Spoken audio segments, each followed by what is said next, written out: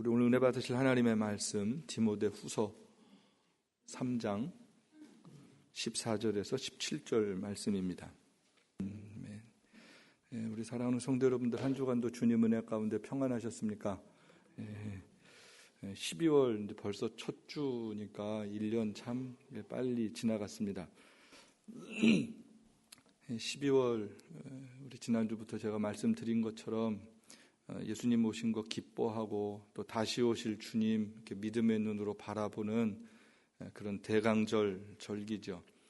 12월 둘째 주일은 이제 성서주일로 지키게 되는데, 다음 주일은 이제 외부 강사가 한 분이 오세요. 그래서 제가 오늘 성서주일과 대강절에 대한 말씀을 이렇게 나누고자 합니다.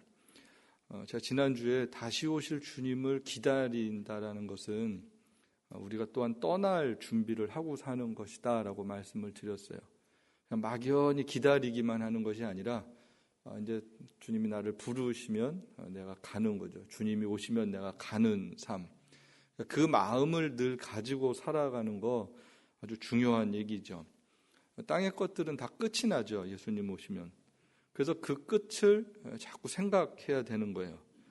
이 땅에서 예수님 믿고 오래오래 행복하게 잘 사는 것이 아니라 예수님 믿고 살다 오시면 끝이 나서 이 땅의 삶과 영원한 삶이 이렇게 연속선상으로 이어지는 삶, 다른 삶이 아니고요.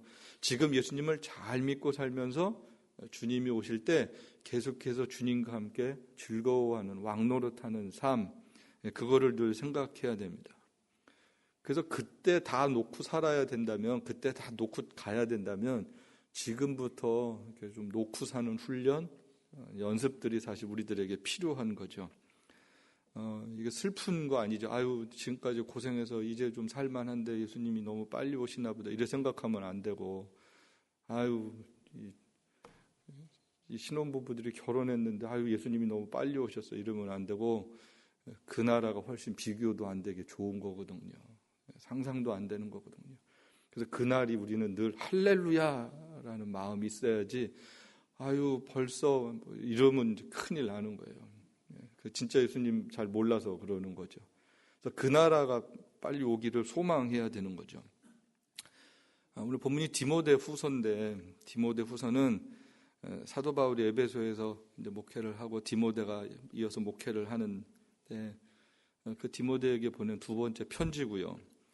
바울 개인적으로는 이제 진짜 주님 만날 날이 정말 가까이 왔구나라는 것을 이렇게 실감하고 있을 때예요. 마지막 편지니까 주님 만날 준비를 하고 있는 그런 바울이 디모데에게, 에베소에 있는 디모데에게 편지를 보내는 건데, 당시 그 에베소 상황은 기독교인들이 많지 않았고요. 기독교에 대한 핍박이 이제 초대교회니까 아주 심할 때고요. 특별히 에베소라는 지역은 우상 숭배가 아주 심했던, 많은 우상들이 있었던 그런 곳이에요. 그리고 그 우상들은 다 음란하고 그리고 잘 살게 해준다는 우상들이거든요. 근데 그런 세상 가운데 복음이 들어간 거예요. 그래서 소수의 그리스도인들이 생겼어요. 근데 그 환경 속에서 복음을 갖고 산다라는 게, 예수님 믿어서 천국 가, 이게 아니라 그런 상황 가운데서 남아서 그리스도인으로 산다라는 것은 쉬운 일은 결코 아니죠. 많은 사람들이 이렇게 가는데 우리가 가는 길 달라요. 핍박도 있는데 세상의 유혹도 심해요. 그럼 참 견디기 사실 어렵죠. 우리가 사는 미국은 유혹은 있지만 핍박은 없어요. 그렇죠? 근데 핍박도 있고 이 세속화의 유혹도 있어요. 그러면 사실 참 견디기 힘들죠. 물리적으로도 힘들고 또 우리 영혼과 마음도 굉장히 쉽지 않은 거예요. 그냥 아주 쉽게, 요즘에 애들이 학교에 크리스찬들이 많지 않거든요, 미국에. 여러분 직장도 마찬가지일 텐데, 점심시간에 동료들 같이 밥 먹을 때 학교에서도 이렇게 진짜 하나님 앞에 한 끼 음식을 놓고 이렇게 진실하게 경건하게 기도하고 밥 먹는 것도 요즘 아이들이 쉽지 않을 겁니다. 쉽지 않거든요. 그런데 어디서든지 그럴 수 있는, 하나님을 잊지 않고 그 은혜에 감사하고 살 수 있는, 그럴 수 있는가라는 거예요. 그럴 수 있는가. 전 우리 에덴교회 성도들이 어디 있든지 누구랑 있든지 그 식사 시간에라도 하나님을 기억하고 진실한 감사의 기도를 할 수 있게 되길 축복합니다. 그렇게 살아가는 게 참 복된 인생이에요. 어디서든지 하나님을 의지하고 사는 삶이거든요. 여러분 그럴 때 한번 예수님 입장에서 생각해 보세요. 그 얼마나 이쁠까? 그렇게 기도하는 그 모습이 얼마나 귀할까? 그 모습이 얼마나 아름다울까? 그러니까 주님이 보실 때 그게 너무 이쁘고 아름답잖아요. 예배소에서 예수 믿는 사람들 아주 적었어요. 그리고 그런 세상 속에서 참 두려움도 있고 불안함, 염려, 걱정 이런 게 참 많았습니다. 그러니까 교회가 어려울 수밖에 없죠.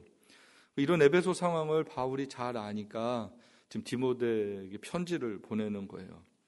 그래서 그런 곳에서 어떻게 신앙생활을 잘할 수 있을까? 전체적으로 고난에 대한 메시지들도 많고, 그런데 오늘 본문은 특별히 성경은 어떤 것인지, 성경을 통해서 어떻게 믿음의 선한 싸움을 싸우는지를 짧지만 아주 강력하게 우리에게 가르쳐주는 그런 말씀이죠. 결론이 뭐냐 하면 성경은 하나님의 말씀이다라는 거고요.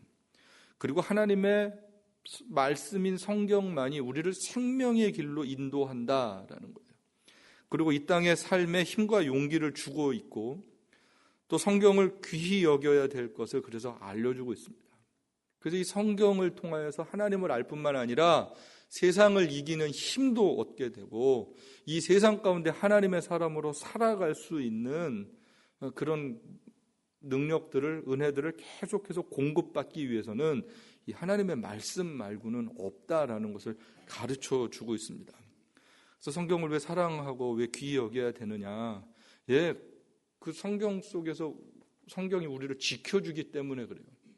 디모데후서 3장 14절인데 여기 보면 너는 배우고 확실한 일에 거하라. 너는 내가 누구에게서 배운 것을 알며 그래서 여기 보면 그러나 이렇게 이야기를 하죠. 그러나 너는 배우고 확실한 일에 거하라. 여러분 그러나라는 것은 but 이렇게 있으면 그 앞에 있는 거에 대해서 반대되는 개념이잖아요.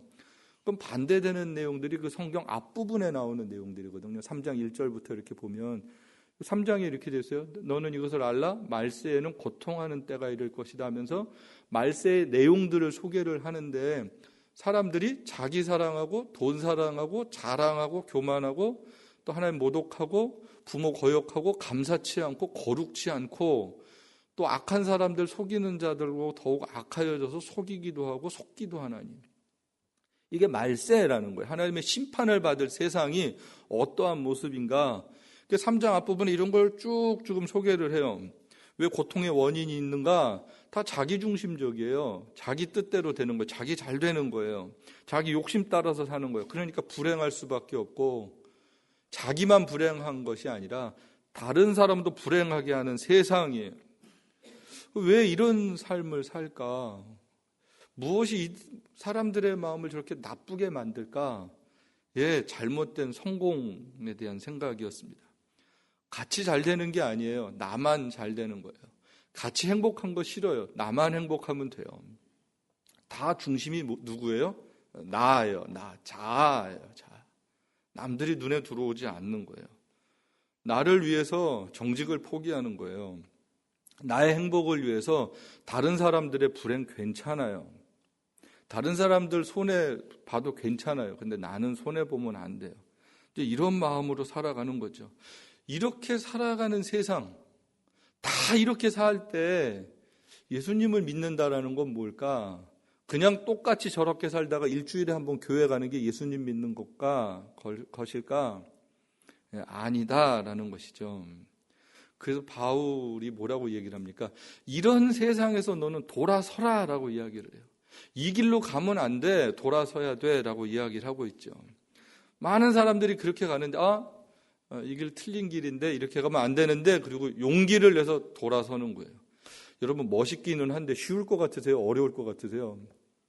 쉽지 않아요. 다 가고 있는데 혼자 일로 가면 안 돼라고 뒤돌아가는 거 그게 정말 믿음의 확신과 용기가 없으면 쉽지 않은 것입니다.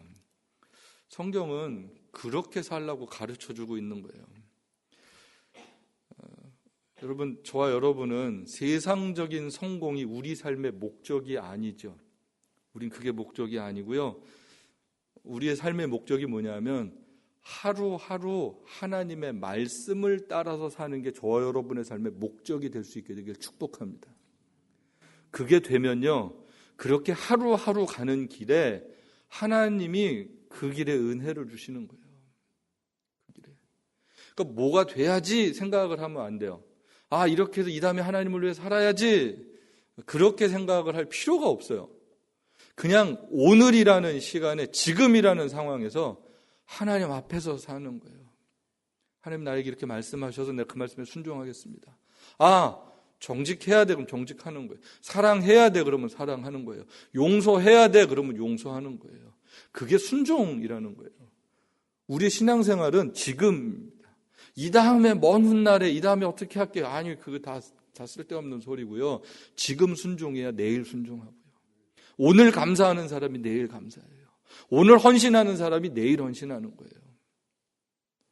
지금 성경이 그걸 우리들에게 가르쳐 주고 있는 거예요. 뭐가 성공이냐, 뭐가 바른 신앙생활이냐? 하나님의 말씀에 지금 순종하는 삶, 그렇게 살아야 돌아설 수 있고요. 세상 사람들이 가는 길에 휩쓸려 살지 않고요. 그래도 외롭지가 않아. 진리를 따라서 살면 외롭지가 않은 거거든요.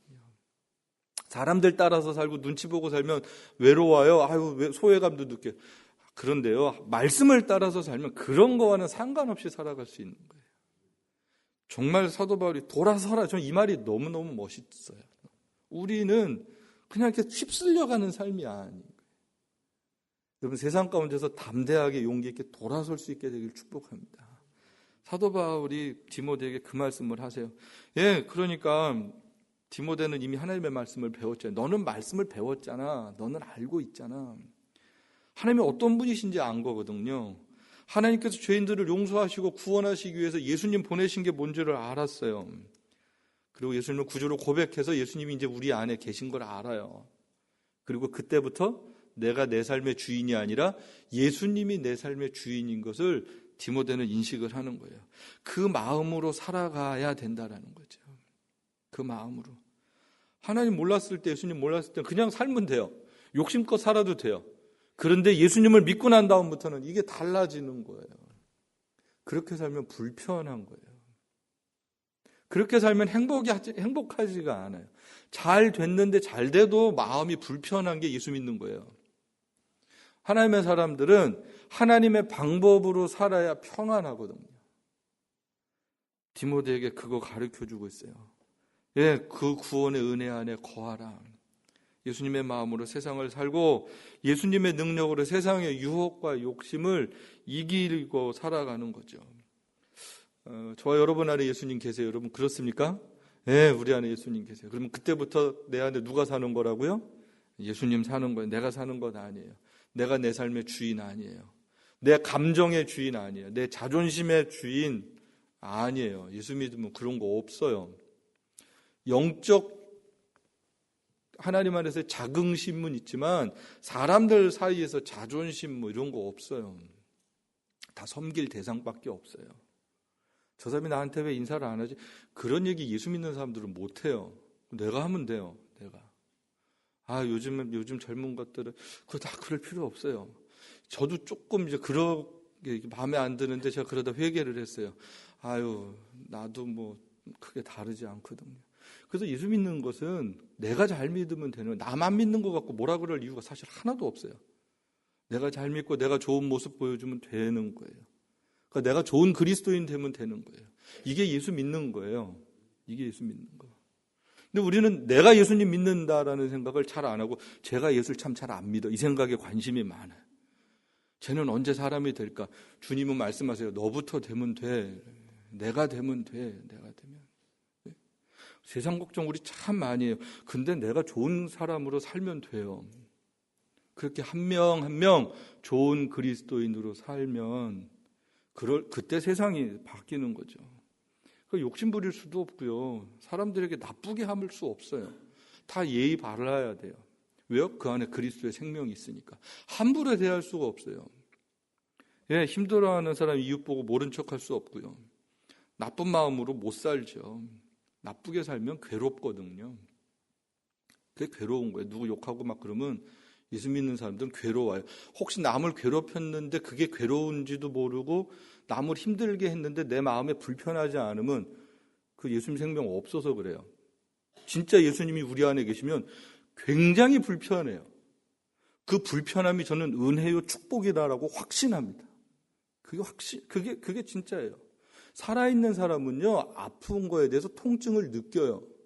죽은 사람은 못 느껴요. 선한 양심이 우리 안에 살아있어요. 은혜예요, 은혜. 그게 은혜예요. 그럼 그때 그 은혜를 받으면 바꿔야 돼요. 돌이켜야 되는 거예요.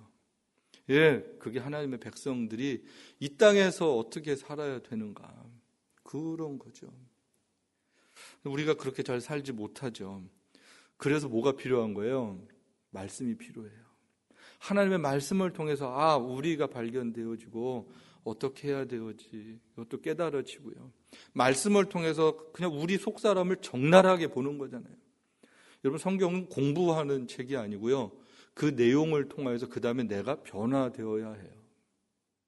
그래서 이게 나에게 주시는 말씀으로 받아야지 이스라엘 백성들에게 주신 말씀으로 받으면 큰일 나요.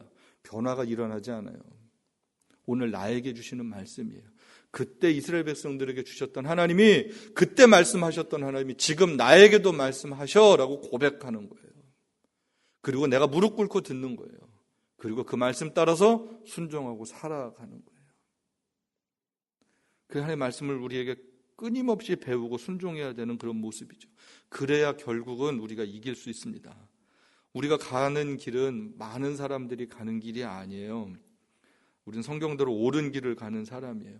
많고 적고 중요하지 않아요. 그냥 우리는 옳은 길을 가는 사람이에요. 진리의 길을 가는 사람이에요.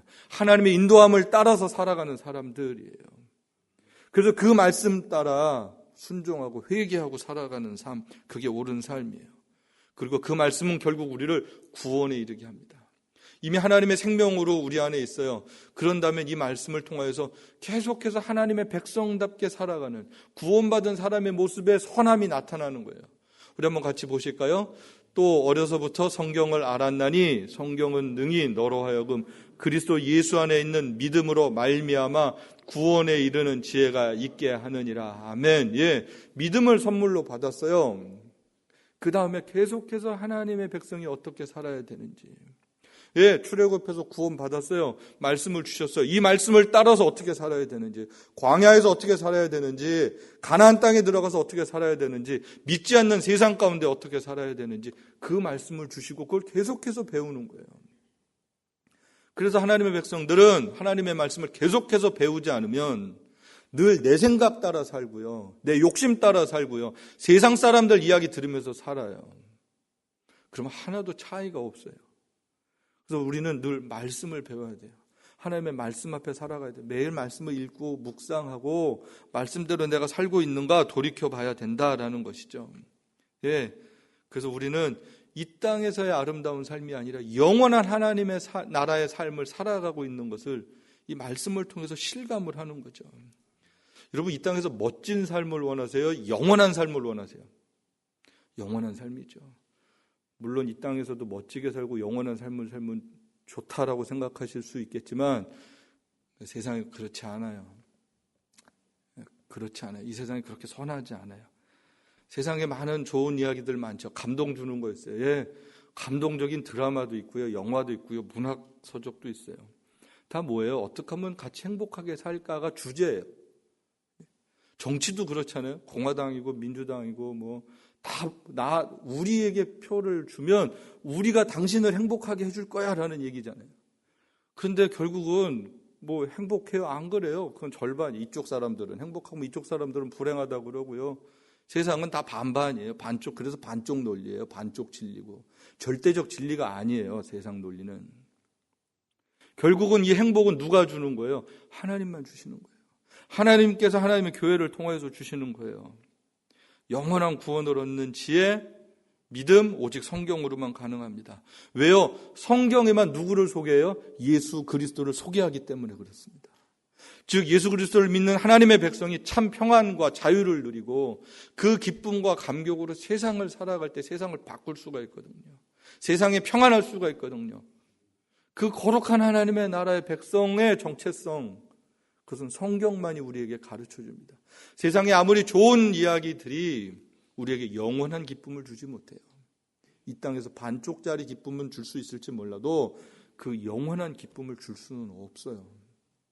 그래서 성경을 통하여서만 하나님의 아름다움을 맛보게 되죠. 예, 우리 오늘 성소주일인데 우리 한국에 어떻게 성경이 들어오게 되고 교회들이 어떻게 세워졌는지 우리 한번 한국 기독교 역사를 잠깐 한번 소개를 하면 1886년에 그 8월 달이죠. 대동강에 그 제너럴 셔먼호가 오게 되고 거기에 이제 그 무역하자고 대동강에 배가 들어오게 되는데 그때는 이제 조선이 거부를 하죠. 그리고 이제 배가 좌초되고 그리고 거기 있는 사람들이 이제 죽게 될 때 거기 이제 우리 토마스 선교사님이 27살의 나이에 타고 있었죠. 한문으로 된 성경들을 가지고 있었어요. 그런데 배가 불나고 하니까 뛰어내리고 많은 사람들이 죽고 그랬는데 뛰어내리면서 성경 몇 권을 이제 막 뿌리고 그랬죠. 그 당시 배가 저런 배였대요. 우리 토마스 선교사님이 옛날 그래도 사진들이 이렇게 남아 있더라고요. 우리 한국 교회 그 역사 속에서 저 당시의 그림들을 그렸어요. 그래서 저랬을 것이다라는 거죠. 네, 저랬을 것. 여기 보면 이제 한 사람이 붙잡혀서 이제 죽게 됐는데 저 토마스 선교사님이 죽기 직전에 자기를 죽이려고 그러는 사람에게 성경 한 권을 전하게 됩니다. 그리고 그 성경 한 권을 전하게 되고 근데 그 토마스 선교사님을 칼로 이렇게 죽인 사람이 박춘권이라는 사람인데 그 책을 가져와서 한번 읽고 하나님 은혜를 주셔서 예수님을 믿게 돼요. 놀랍죠. 그리고 성경을 던졌는데 어린 아이 하나가 최치량이라는 학생 하나가 성경을 몇 권을 주워다가 그 마을에 지도자에게 그 책을 갖다 줘요. 그때 뭐 종이가 귀할 때니까 그 책을 우리 한국 어른들은 아직 도배를 한 거예요. 벽지를 바른 거예요. 근데 누우면 그 글씨가 보이잖아요. 그러니까 읽다가 예수님을 믿게 됐어요. 그리고 그 집을 나중에 그 책을 전해준 최치량이라는 학생이 그 집을 사게 되고 그 집이 어떻게 보면 이제 숙박업을 하는 곳으로 됩니다. 근데 그때 마침 또 누가 오면 마포 삼열 선교사님이 마페 선교사님이 그 길 오게 돼서 계시는데 이게 한국에 대해서 공부를 하고 오셨으니까 어느 정도 이 벽지가 예사 벽지가 아닌 거예요. 이게 성경인 거예요. 결국은 그 집이 우리 평양 한국 최초의 널다리골 예배당이 됩니다. 거기 있던 사람들이 다 예수님을 믿게 되고 그 당시에 초대교회 한국교회 지도자들이 되고 장로님들이 되고 이 사람이 이분 사진이 우리 한국교회 역사 속에 남아있어요. 토마스 선교사 토마스에게 성경을 건네받은 박충권이라는 분 사진이에요. 저분에 의해서 토마스 선교사님이 순교를 당하셨어요. 근데 훗날 회개하고 예수님 믿고 한국교회 지도자가 되시고요. 저게 그 널다리골 예배당입니다. 한국 최초의 교회이고요. 결국은 이 교회가 훗날 평양의 대붕의 그 참 모체가 되었던 장대현 교회로 발전을 하게 되고요. 그러면서 이때 우리 한국 교회에 놀라운 부흥의 운동들이 교인들이 저렇게 늘어나고요. 또 놀랍게 말씀 운동들이 저 당시에 일어나게 됩니다. 예, 그래서 우리가 평양을 자꾸 동양의 예루살렘이라고 그러고 평양의 대부흥 운동으로 돌아가자는 운동은 결국은 뭐로 돌아가자는 운동이냐면 성경으로 돌아가자라는 거예요. 성경으로 돌아가자. 하나님의 말씀으로 되돌아가자라는 거예요. 예, 여러분 이런 스토리가 이게 인간들이 이렇게 만들려고 그래도 쉽지 않은 선교사님이 오시고 순교를 당하면서 성경을 건네주는데 그 성경을 통해서 그곳이 교회가 되고 하나님의 사람들이 생기게 되고 오늘날의 한국 교회의 씨앗이 되었던 그런 사건입니다. 이게 우리 그 대한민국의 불과 얼마 안 되는 1900년대 초에 있었던 일들이죠. 1910년, 1907년 이때 대부흥이 일어나고 안타깝게도 이후에 일제 식민지 시대가 오지만 그때 그래도 믿음을 지킬 수 있는 그 그리스도인들이 남아서 한국의 독립운동을 할 수 있는 그 힘을 저 때부터 얻게 된 것이죠. 이건 다 무슨 힘이에요? 말씀의 힘이에요. 말씀의 힘이에요. 오늘도 우리가 뭐로 살아야 되는 거예요? 말씀으로 살아야 돼요. 그거 말고는 방법이 없어요. 그거 말고는 정말 방법이 없어요. 전 오늘도 하나님께서 말씀을 통하여 동일하게 역사하신다고 확신합니다. 그것 외에는 다른 것 없어요. 하나님의 말씀 외에는 다른 것이 없어요. 성경이 생명이고요. 성경을 통해서 생명을 얻고요. 성경을 통해서 우리의 삶이 변화받고요. 그래서 그 말씀 사랑해야 되는 이유가 우리에게 있죠. 제가 그래서 언제부턴가 선교에 무슨 선교를 해야 되는, 가난도 해결해 줘야 되고 여러 가지를 해줘야 되는데 정말 중요한 건 복음입니다. 복음. 말씀이 들어가냐 안 들어가느냐. 그래서 시리아에도 어린이 성경을 보내는 일을 해야 되고, 이슬람 쪽에 성경 찍는 일을 해야 되고, 소수 부족에게 성경 보내는 일들을 해야 되는 게 그 말씀이 생명력이 있는 거거든요. 그거 믿는 거예요. 이번에도 온두라스 가면서 제가 어린이 성경 박스만 3개를 가져갔어요. 다른 거 안 가져가고 진짜 성경 박스만 3개를 가져갔어요. 산지 마을에 결국 뭐가 변할 수 있느냐? 뭐가 사람을 바꿀 수 있느냐? 말씀입니다. 말씀. 그게 먼 거 같지만, 여러분 보세요. 저 성경 몇 권이 조선을 바꿨잖아요. 오늘의 우리가 있게 했잖아요. 결국은 말씀이 흘러 들어가서 그들에게 손에 쥐어주고 그들에게 읽혀질 때 전 하나님의 성령께서 역사하셔서 그 영혼과 그 땅을 바꿀 것을 저는 믿습니다. 오늘도 그 믿음으로 여러분 하나님의 말씀 사랑하고 또 말씀을 따라서 순종하며 살고 그 말씀을 전하는 일에 우리 교회가 함께 아름답게 쓰임받게 되기를 주님의 이름으로 축복합니다.